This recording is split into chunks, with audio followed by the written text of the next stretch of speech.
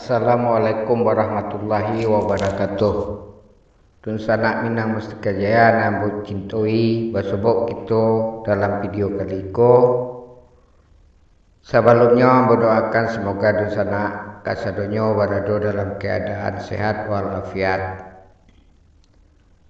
Dun sanak ambo nambut cintoi dalam video kali ko kita akan menangakan penjelasan dari tafsir Al-Quran surah Al-Baqarah ayat 44 dari Buya Zulhamdi, yang mana arti dari ayat tersebut, mengapa kalian menganjurkan orang lain untuk berbakti sedangkan kalian melupakan diri sendiri, padahal kalian membaca kitab suci.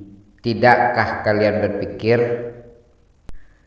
Ayat itu menyoroti sebuah kontradiksi dalam perilaku manusia, yang menganjurkan orang lain untuk melakukan kebaikan, namun meluputkan diri sendiri. Itu adalah masalah nanacok kali terjadi di tengah masyarakat kita, bahkan termasuk dalam kehidupan beragama. Ada beberapa kenyataan yang bisa kita ambil sebagai dasar. Pertama, dalam banyak agama termasuk Islam, berbakti kepada orang lain adalah suatu nilai penting yang dianjurkan. Namun hal itu tidak berarti bahwa seseorang harus melupakan dirinya sendiri. Justru untuk berbakti pada orang lain secara baik dan maksimal, seseorang harus memperhatikan dirinya sendiri terlebih dahulu.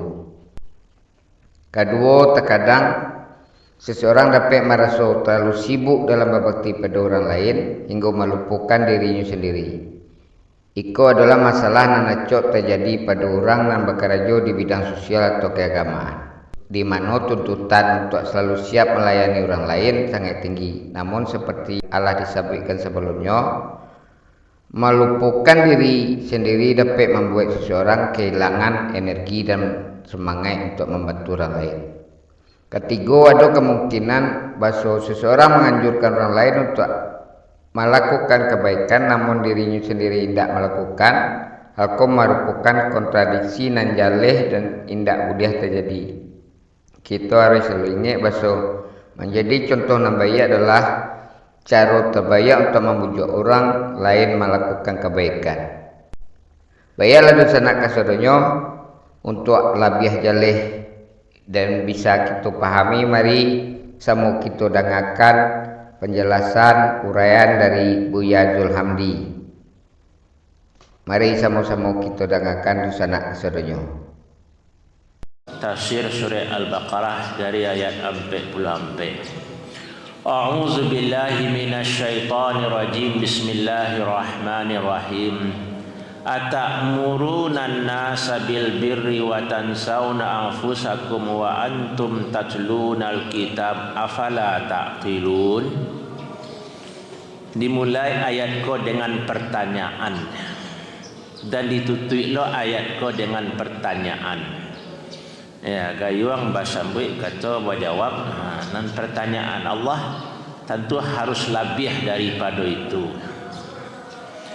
Apakah kamu menyuruh manusia untuk berbuat baik sementara kamu melupakan diri kamu sendiri, sedangkan kamu membaca kitab sebelumnya, Taurat, Injil, Zabur?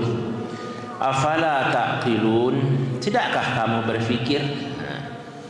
Kalau terjemahan agak kasar, lai bau ta'la, semua itu. Afala taqilun. Dalam tafsir disebutkan ma'akbahalakum, betapa keji keadaanmu dan keadaan ulama-ulama kamu. Kau cerita masalah Bani Israel ya. Kamu menyuruh orang untuk berbuat baik dan kamu melupakan diri kamu sendiri. Fala ta'murunaha bil khairil azim. Kamu tidak menyuruh kepada kebaikan yang besar, yaitu Islam, sementara kamu telah membaca kitab Taurat. Dan dalam kitab Taurat yang dulu kamu pelajari, kamu pahami, kamu sudah mengetahui sifat-sifat Nabi Muhammad. dan kewajiban untuk beriman kepadanya. Afala tasta'miluna uqulakum isti'malan sahiha. Apakah kamu tidak menggunakan akal-akal kamu dengan penggunaan dengan cara yang benar? Seperti wak sampaikan sebelumnya, ahli kitab Bani Israel sebelum Nabi Muhammad nyolah kenal bana bantuan Nabi Muhammad. Bahkan hanya berdoa lo kepada Allah Bani Israel tu, ya Allah kirimalah ke kami Rasul, ya Allah kami akan beriman, kami akan berjuang dengan Rasul. Meminta bana ahli kitab Bani Israel tu ke Allah agar capek dikirimkan Rasul. Dan Allah berniat lo untuk beriman dan berdakwah, berjihad bersama Rasul. Tapi waktu yang diutus tu bukan sukunya, tak jadi beriman dah. Karena Bani Israel itu keturunan Yakub dari Ishak.